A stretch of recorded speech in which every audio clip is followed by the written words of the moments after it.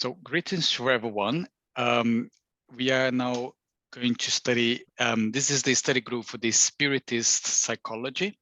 And the topic that we are studying tonight is still personal and collective unconscious. And I'd like to hand it over to Anaí. Anaí, over to you, please. Thank you, Fabrício. Hello, everybody. So today it's going to be more like questions and answers, okay? Because there were lots of questions last time, and we are not in a hurry. We want to discuss, debate, and think together about all these new concepts for many people. And I would like, let me see. Okay. So I would like to explain this image, okay? So everybody is in the WhatsApp group, and who isn't, maybe will be soon. So this dragonfly. So last night before I went to sleep, I was kind of worried about how I would answer some questions that had arise from our last meeting. And I was, talking in my mind with the spiritual realms or the head office, like some people say, and asking for, some intuitions and things like that. When we talk about dreams, we are going to, and of course, we are talking about personal and collective unconscious today. So we are going to be looking at also how, we can, even in our sleep, have all these connections. We talked a little bit last class about that, giving the examples of many people, and scientists, philosophers that were inspired during their sleep. Okay, so and this morning I woke up and I went to open my door and I saw this dragonfly. So I took a picture, and it's a golden dragonfly also, I would like to point out. We can debate all of that. So I looked, we are also going with Professor Corbett when next some other class. When we talk about spiritual experiences, numinous experiences, we will be talking about, this effect that it has on us something unexpected. And I wasn't expecting the dragonfly, but I was expecting like a sign or intuition. So when I saw it, and of course I know the symbolism, I'm going to talk about a movie also that I strongly advise you to look at it or watch it when you are able to. So it was very moving. It had a luminous effect on me, the dragonfly. So I brought a little of the symbolism for us. Okay.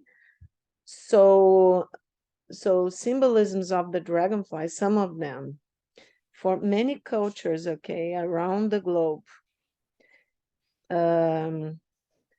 We have, for instance, maturity and a depth of character. So the traditional association of dragonflies with water also gives rise to this meaning to this amazing insect. The dragonfly's scurrying flight across water represents an act of going beyond what's on the surface and looking into the deeper implications and aspects of life. Isn't that exactly what we are trying to do with our study group, right? So going deeper in implications and aspects of life. Another symbolism, defeat of self-created illusions. The dragonfly exhibits iridescence both on its wings as well on its body. Iridescence is the property of an object to show itself in different colors depending on the angle and polarization of light falling on it. This property is seen and believed as the end of one's self-created illusions and a clear vision into the realities of life. So I would like you to pay, attention to all this symbolism, because when it's a synchronicity, and here I'm only trying to channel, in a sense, through my mind and what I'm capable of. Everybody has limits, mind, body, and soul. So, but only trying to bring Joanna's thoughts and Jung's thoughts, because she uses a lot of Jung's concepts, and talk to people, who will be watching us whenever and wherever. Different people that may or may not have already some knowledge of psychological concepts, and also of spiritual knowledge, like the spiritism and spiritism knowledge. So I was kind of doubting myself if I was really being clear, and the best way uh, to to talk to you about all these concepts. And if we can understand, we are all using English, but I know there are people from all over the world. So if we can go beyond language to understand what a light teacher as Joana de Angelis, and a psychologist and a psychiatrist as Jung, that created analytical psychology, could bring to us to help us in the self-discovery path that we are trying to follow together. So this is an illusion of the ego, that, when we don't think we can't understand something, even if we don't know the concepts, okay?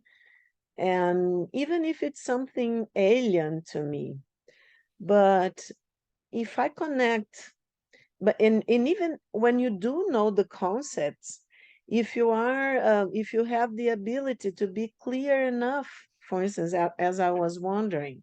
So this is all ego, people. This is all like illusions of the ego. And I think it's very practical, the way that this spiritual dimension talks to us. We don't have to be like, really developed mediums to have this connection with the what we call the transpersonal dimension, the dimension of the psyche, because we are all in connection through the transpersonal dimension of the psyche. So this, what Jung called the collective unconscious. Okay. So when I thought, and I was not thinking alone, because I was thinking about the questions that you made. So we were, in a certain way, all connected with our fears, doubts, our illusions of that we are so separate from each other, because we may be, geographically speaking, but since we are together here, Fabricio talks a lot about us being like a family, right, Fabricio? Like in Joanna, and in the search for self-discovery. So we are like a family, but like a spiritual family. Doesn't matter if not everybody can be present in one session or the other, but and sometimes people leave, for instance, the WhatsApp group, or they cannot be here anymore, or they don't connect, but it doesn't matter. Or some other people come in and go little by little. It doesn't matter why, because every step that we go up in this ladder of self-knowledge, we enrich it, okay, if we can say that, or we achieve more consciousness. And of course, since we all share this collective unconscious, remember the iceberg on the last class, so we are all connected. So it doesn't matter if people say, I don't, I don't feel, yeah, very, it doesn't make sense to me. I will leave, or I will try some other thing. Many paths leads to the same point, and we are going to be, because it's this immense ocean that we are all immersed in, like fishes in the ocean, okay? So the ego creates this kind of illusion that we are so separate for each other, and we get insecure. Even doesn't matter the amount of knowledge that we have, we can get insecure, we can get upset, we can get we can have fear, but I'm not going to understand, I'm not going to be able to stay in this group, or thinking this kind of stuff. But these are all illusions. So you see, this quality, this capacity, ability of the dragonfly, it's biology actually, of iridescence, um, on its wing and as well on its body. And this dragonfly especially is golden, okay?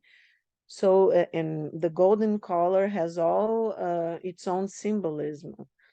So, it depends on the angle and polarization of the light falling on it.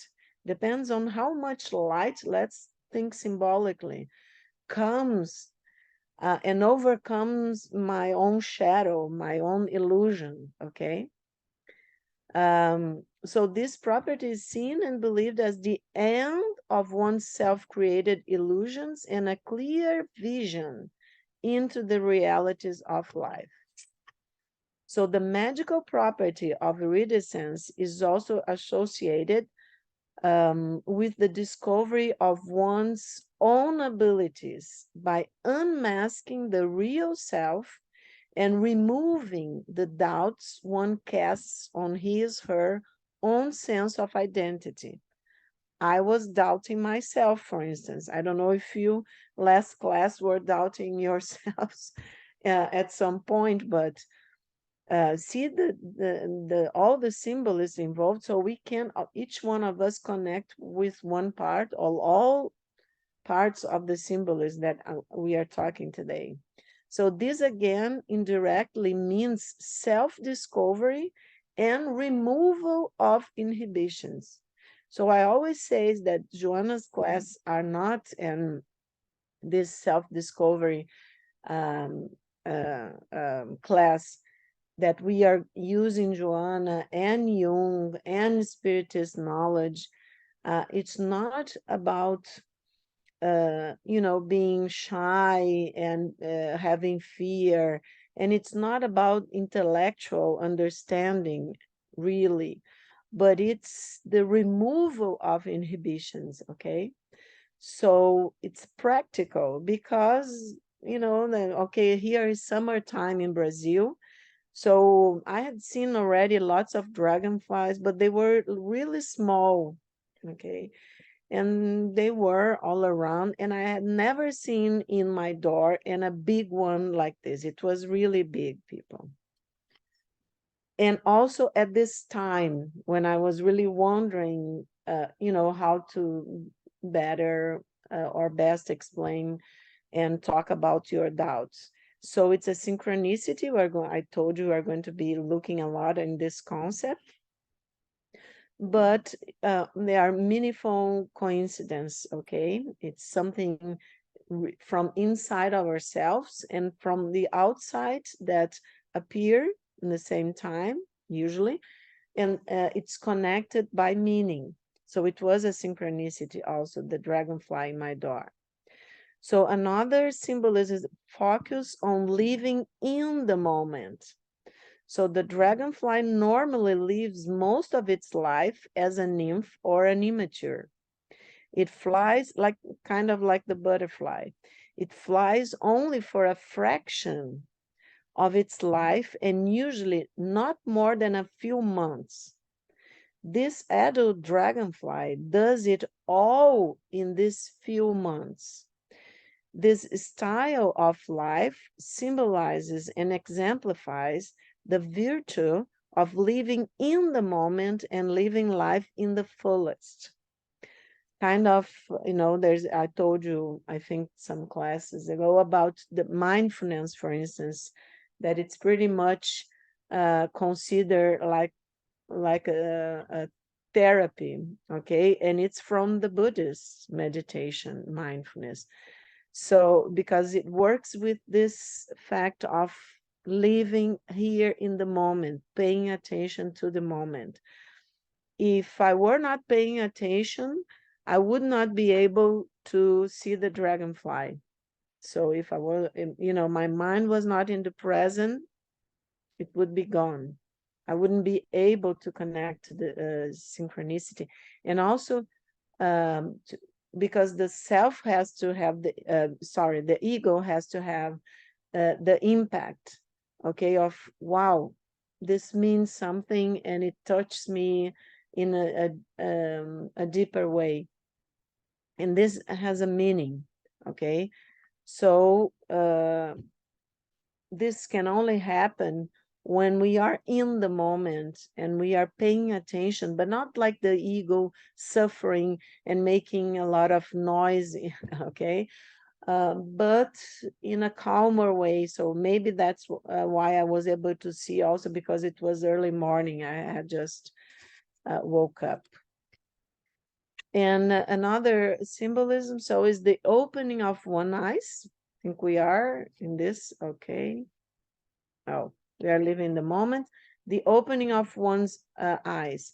So the eyes of the dragonfly, I didn't know about that, are one of the most amazing and awe-inspiring sights, given that almost 80% of the insect's brain power is dedicated to its sight, and the fact that it can see in all 360 degrees around it.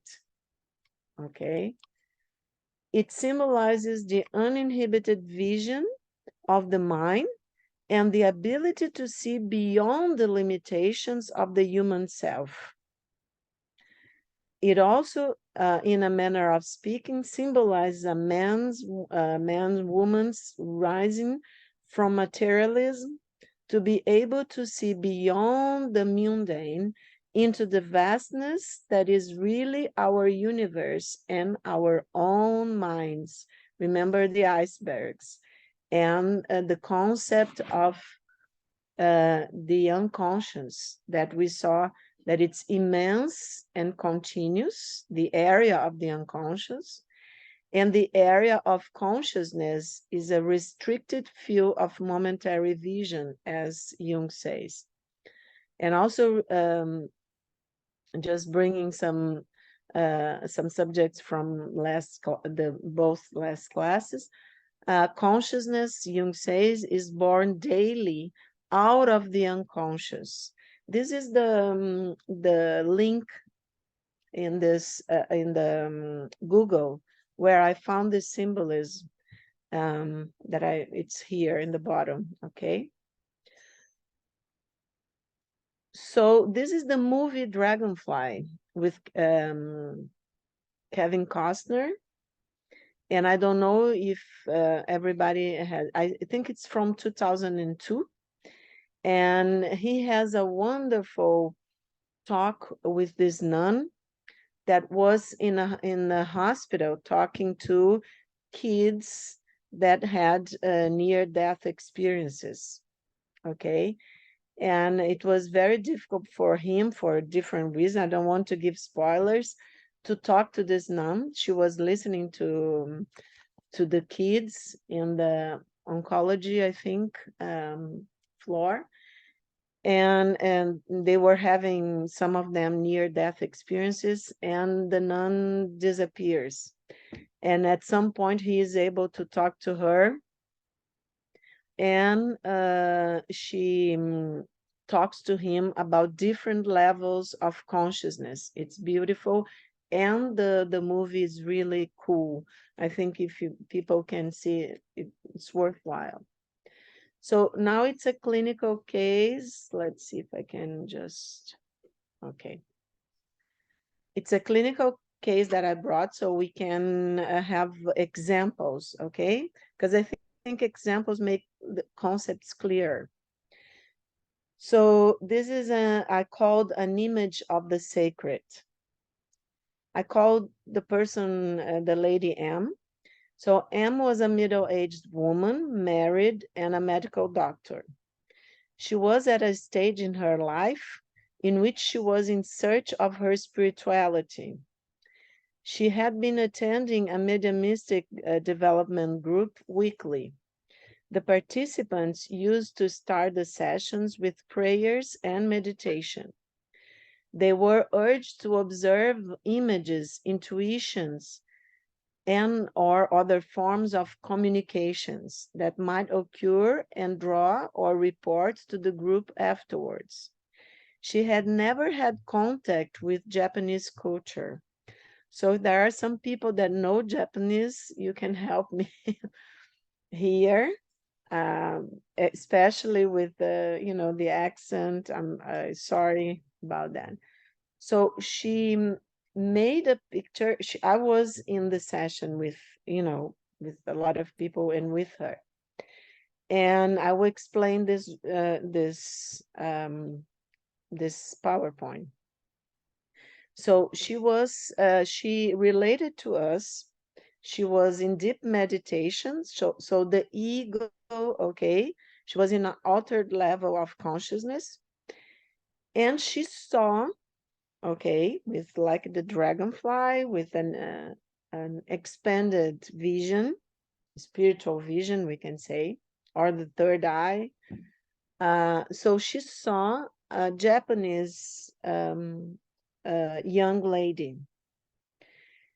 And the young lady was in front of a temple like this, and a portal. And the young lady, the Japanese, was showing her actually, a picture of a pictogram, okay, that resembles this one. The paper was very frail where she draw. She gave it to me, and I couldn't take the picture. So my daughter, actually, that knows a little about Japanese, she helped me, and all these PowerPoints that you are going to be seeing, it's her doing, okay? So, but the pictogram was exactly like this one here on the bottom. And the lady was in front of this portal, showing her, and she draws, okay, with her eyes closed, this pictogram. But she had no idea of the meaning of this pictogram, okay? And she didn't know anything about Japanese. She's middle-aged. She didn't have children. She didn't have any. She was not a psychiatrist. She was actually a pathologist. Okay, looks at a microscope the whole day. So, and she knew. Even my daughter and my son knew some Japanese. So she asked me if I could ask them the meaning of this. So just for you to have an idea, it took my daughter something around 10 hours in the total. And she was on vacation. She was, I think, in the beginning of medical school. And she was on vacation. That's why she could go in different dictionaries, Japanese dictionaries, okay? So this is my daughter's drawing. Has to be in the dictionary. This is a Japanese dictionary where you draw and the dictionary gives you the meaning. So the meaning that this dictionary gave, okay, this is the pictogram. I don't know how to pronunciate. I'm sorry if we have a G, she, I don't know. Okay, not going. So if we have somebody that speaks Japanese and wants to open the microphone, please be welcome. But this pictogram in this dictionary means show, indicate, point out, express, display. Okay. And then she knows that the pictograms come from, a very Japanese and Chinese, and they have a common um, ancient language. Okay, that means like written in stones from many millennia ago. So she went to another dictionary to break. Okay, this is the link for this dictionary. And to break in, like I say, break, I'm not sure if that's in small pieces, to say how this modern, if we can say, pictograph can be separated. And you see here, I don't know if you can see in my right here in the screen, the tree written vertically to resemble this image. Means elements, sun, moon, and stars of heaven above. Early form resembling this image, which revealed the truth of God. And also it's all inside this meaning, inside the pictogram, the story of this image. Teach, show, demonstrate, show, set an example. Okay. Then she went to another one. And here's the link in the bottom of this other dictionary. And it says primitive pictograph, an altar indicating things related to God, and also ancestral tablet. Now meaning show, to indicate, to make known, to reveal. And his also images that are part of this pictograph. And the carrot looks like an altar or offering table, the top stroke depicting the offered goods, meaning ancestor, veneration, or spirit.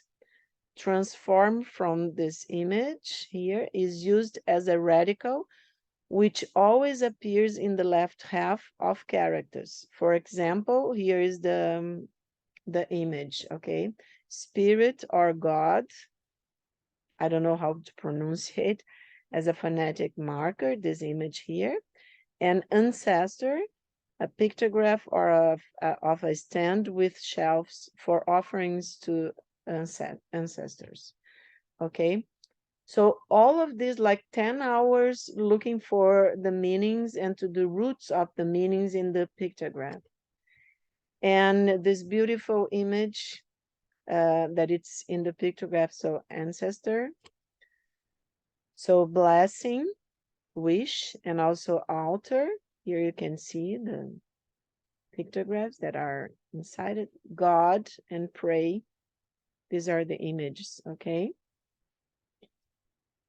So Joanna recalls, and this was in last class, just for us to make about all of this that we are talking, to reason together. So Joanna recalls that Jung established that existence is only real when it is conscious for someone. And then man's task is to become aware of the contents that press upwards coming from the unconscious.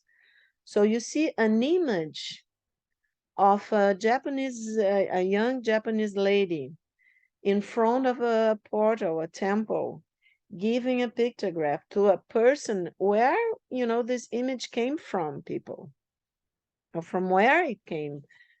Of course, she was in an altered, she was deep in meditation, in an altered state of consciousness.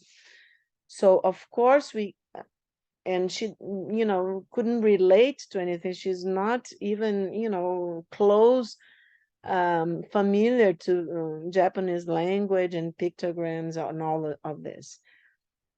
So we could say it came from, this transpersonal dimension, that it's also the spiritual dimension, okay? We call also the objective psyche, but let's not make it difficult at this point. So you see how important it is. Man's task is to become aware of the contents that press upwards coming from the unconscious. So it had a numinous effect, a sacred effect for this lady. It had a sacred effect on me, and I was really moved by all the experience. I didn't know anything, and I was also in the mediumistic group, okay, trying to develop my intuitions, my expand my consciousness. And I have already presented to some people these images, this case report. She allowed me to do that. So it is images that are always in our egos we are sharing, but the sacred, to reveal, to teach, to make known our archetypes, our ancient forms, okay, of the divine, the sacred, to manifest itself, that there are identical. There was a question about this, so I'm also answering that question, that it's identical for all of us because we have a common origin. Okay, and let's talk a little more about that. So in this dynamic movement, comments Joanna, the emergent contents form consciousness. For instance, at this point, some of you, I for sure, for certain, when I was participating in all this decoding of my friend's image, okay, I can tell you that my consciousness expanded a little bit more.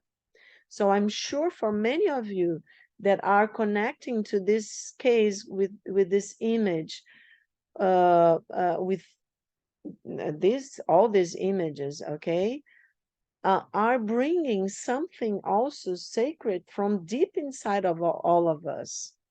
So what Joanna is saying is this, that the emerging contents form consciousness. We are, like Fabricio and I and other people involved in Joanna's classes, this is our objective, to learn together, right, Fabricio? So to expand our consciousness together. Would you like to say something because you open your microphone, Fabricio? No, just gonna, you mentioned the objective of the study group, that is exactly that, isn't it? To help us to expand our consciousness so that we can understand things that sometimes is totally going over our heads. Exactly. Yes, that's it. So what Joanna says is that the emerging contexts form consciousness as well as its current contributions. So like the dragonfly lives to the fullest, intensively. But when we live and we are really searching, so all this new contents, let's say, goes to our collective, our personal unconscious, and remember the iceberg, to connect to the collective unconscious with this transpersonal dimension. So that's why we share everything. Doesn't matter if people come and go, we are all immersed in this big ocean. So we are all connecting in a way or the other. So look at what Joanna says, the birth of consciousness, as well as its current contribution, will be incorporated into the unconscious. So the birth of consciousness takes place then through the conjunction of opposites, because, for instance, I'm looking here to my right in the Zoom to you. So some of you, I cannot look to all of you. So, and when I call Fabricio, for instance, Fabricio is another person. Fabricio is in the UK. I'm in Brazil, and in another country. I'm another person. But these are, okay, the way that our ego, our consciousness relates to each other in a dual, me and the other, right? The conscious and the unconscious, but through this conjunction of opposites, when we bring together, when we try to be close to each other as we are trying this study group, when we try to bring the lights of our consciousness a little closer to what seems darkness in the unconscious, we are making new, we are integrating, and we are making more consciousness. You see, that's why Joanna says the birth of consciousness takes place in this, in approximation, if you want to say conjunctions, she said, of opposites. Okay, so from there, according to Joanna, arise the discernments between opposite things, the me and the not me, the ego and the unconscious, the subject and the object, the person and the other, right? That's why I told you that it's so silly in a sense, in this sense, in the spiritual sense, to see ourselves as so separate, so different from each other, because we have a common ground, really spiritually talking and psychologically speaking, okay? So, and Joanna says, without this duality of opposites, which leads to reflection, in the process of psychic evolution, that I know that there was a question, and we are going to see that I developed this a little bit more. There is no real increase in consciousness. If I think, okay, that I'm only what I realize about myself, I ignore totally, and I know to this date, even with all the contributions of Freud, Jung, and so many other scholars, and scientists studying the mind and our psychology, that are people that don't believe in the unconscious, even the personal unconscious. They don't believe. No, I am what I think. That's it. Okay. Of course, we are what we think, but what we think, as we saw last class, can sometimes just fall to the unconscious, our personal unconscious, because it simply, the ego is not paying attention to it anymore, or represses or denies. We are going to be seeing the mechanisms of defense in some classes, and it just falls down to the unconscious, let's say, to my personal unconscious, and okay, it disappears from consciousness, but it's out of myself. It's in another, another person. It disappeared. No, it's in my unconscious. It's me also. Okay. So what Joanna says is that without this duality, at least in this period of our evolution and our common consciousness as human beings, the process of psychic evolution, okay, um, which leads to reflection. So there is no real increase in it, in consciousness, which only operates by coming into contact with opposites and absorbing them, in a sense. In the central myths of all people, the myths are like sacred stories, metaphors, let's say, that connected the different layers of consciousness and unconscious, remember? So in the central myths of all peoples, the opposites form the essence of their beliefs or their psychic contents that generate consciousness. So I translated a little bit some sentence of a beautiful book by Joanna and Divaldo.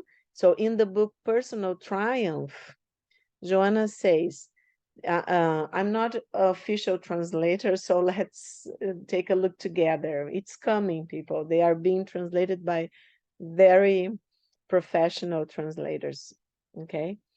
So the origin of the ego and consciousness is steeped in the concept that both are related to the myth of creation, okay? Lots of different cultures around the globe make existential questions in different times of our history, and everybody has a myth of creation. Where do we come from?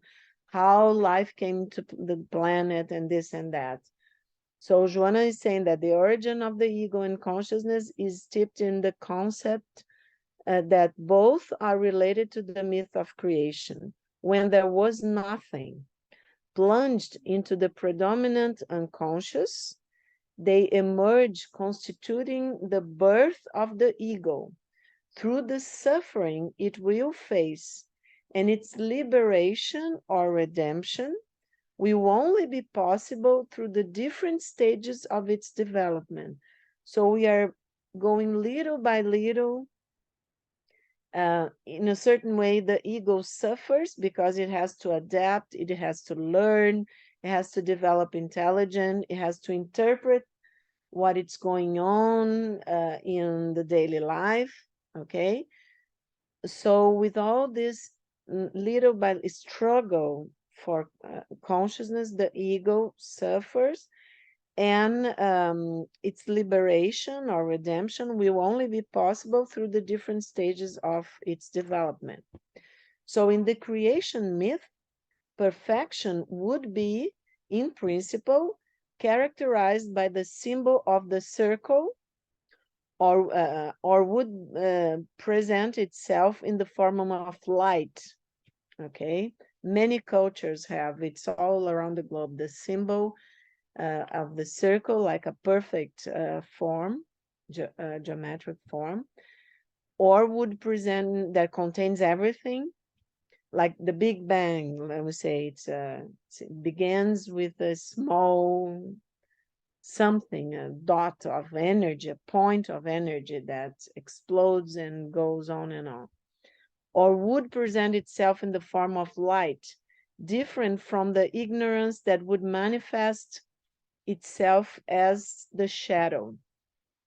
This symbol multiplies and becomes complex, starting with the emergence of humanity in a collective form and with the life of the human being in its individual expression.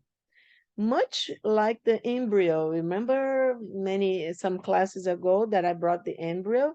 In the beginning, it's a cell, and it gets really complex, our organism, okay, when the baby gets complete in the mother's womb, so with different systems and organs and different tissues. So it's pretty much like that, but only psychologically speaking and spiritually speaking at the same time. So we have the shadow of the ignorance of the absence of light, and we have this point of light that creates everything in different myths of creation. So but it gets every time more complex when we are talking about a collective humanity in a collective form, and also remember the ocean with different icebergs, and also in individual, the top of the iceberg, so the individual expression. Okay, so this development, according to Joanna, is long and painful, because through the symbol that remains in it, that point of light of consciousness, deep in our unconscious, the conscious becomes spiritually rich in values, reaching self-awareness. It goes on and it gets we are going to be talking about the concept, Jung's concept of the self. Okay, it's a beautiful concept, and Joanna talks a lot about that, but only remember that think of the bottom of the ocean and going in the iceberg, that image that I brought to you, and being like, turning into from different experiences, connecting with different parts of that ocean, and individualizing in a personal unconscious, many different experience, and in a consciousness. Okay, so Joanna says that thus the human creature achieves the understanding of his or her own being, making it visible like an object through the representation of the sleeping gods in the internal pantheon of the unconscious. So everything that it's important to us, that it's sacred, okay, that symbolize something really important for our development of our consciousness is there, and we have to make it known to us. We have to be able to see. So we do that through symbols like our dragonfly, okay? Uh, so we achieve this understanding by making somehow visible. We are trying, it's self-study group. So we are trying to look at our own psyche, our own consciousness, and with our consciousness, we are trying to look at our psyche, our unconscious, personal unconscious, and even going deeper, finding new meanings within deep ourselves, the deepest parts of ourselves, so our collective unconscious. So this is why these unconscious representations, according to Joanna, acquire the symbolic expressions of the creative power through the myth itself, art also, religions, and language, for instance, as the case report that I brought to you. So through these components, the spirit, our spirit, creator that it is, makes itself known, objectifying itself, okay, that is becoming identified, having an identity, and very slowly reaching self-consciousness through human consciousness. I know this sounds difficult, but if we remember, for instance, the iceberg, okay, we need the top of the iceberg to understand that there is a bottom, and that this bottom, okay, part of it's connected to the top, and in the deepest level we are all connected. So we know that these unconscious representations, these symbols, like the dragonfly, you saw all the symbolism in the dragonfly. And you, for instance, the pictograph that this colleague saw in an image, okay, given by her by a young lady. In her, of course, personal unconscious, because she was realizing it, she was what it was manifesting through coming from the unconscious, okay, but coming from deep within, because she had no knowledge of um, of Japanese language. So it has to be from the bottom to the upper part to reach the consciousness. Had to go through all the way through the personal unconscious, let's say, in that image of the iceberg, to consciousness, to the top of the iceberg, okay? So slowly, very slowly, reaching self-consciousness through our human consciousness. So the spirit has to objectify itself, has to be able, in a sense, to make itself an object of study, okay, of experiencing things. And it does that through the ego. We are going to be seeing all of this. So I brought this to end this part, this beautiful sentence, Jung sentence, when he says, one does not become enlightened by imagining figures of light, but by making the darkness conscious. I think it's so beautiful, because the darkness, we feel the unconscious as dark, as something dark within ourselves. We are afraid of it. We are afraid that it's coming to get to us, to make us have symptoms, to make us this and that, not comfortable, uncomfortable with something. But we become enlightened by making the darkness conscious, exactly as we are trying to do here today.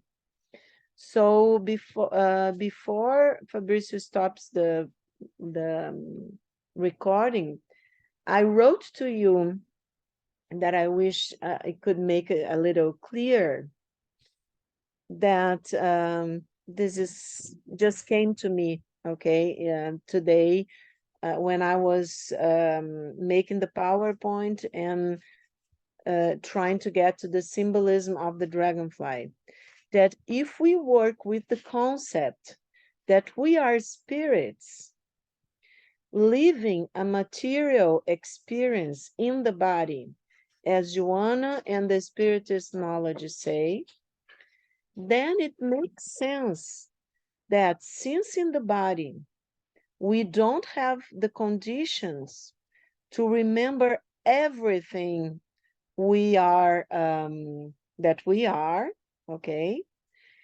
and all the experiences and knowledge that we have already gathered as spirits in different experiences through many reincarnations.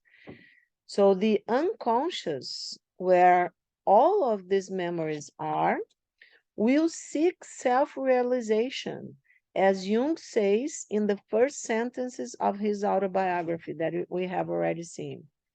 So in the unconscious lays, according to Joanna, the purpose of our experiences in this life and what is behind the major events and challenges of our existence. As Jung says, our personality in this life wants, and I should say needs, to evolve, to live life in the fullest as the dragonfly, so that it can experience itself as a whole, as Jung says, and achieve its purpose in this existence. And the purpose is the development of conscious, our higher self, our expand our consciousness, okay? So I don't know if we stop the recording now. There were also some, actually, just give me a minute because there is another question, Fabrizio, that I want to answer. And I think it's interesting for people that will be, are in the WhatsApp group, have seen the question and want to know a little bit more about that, about a brain with dementia or Alzheimer's.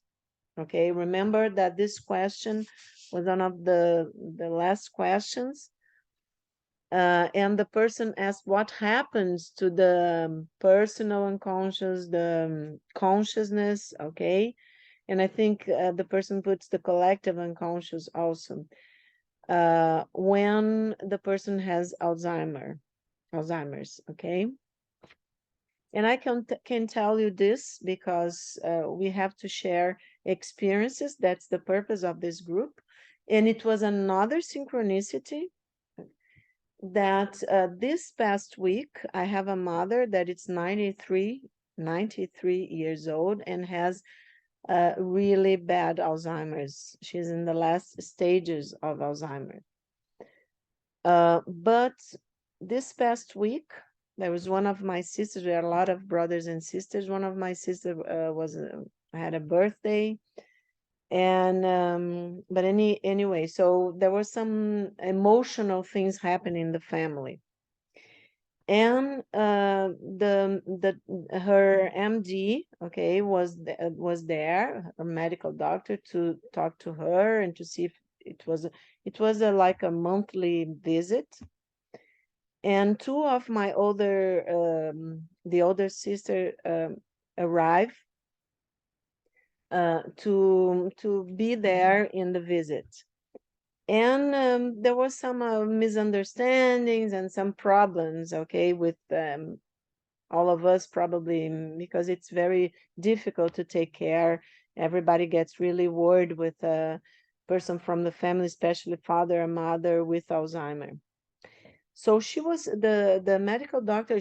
It's very bad, the Alzheimer. It's in the last. Okay, she's able to eat, but she doesn't have any memory of she of who people are and things like that.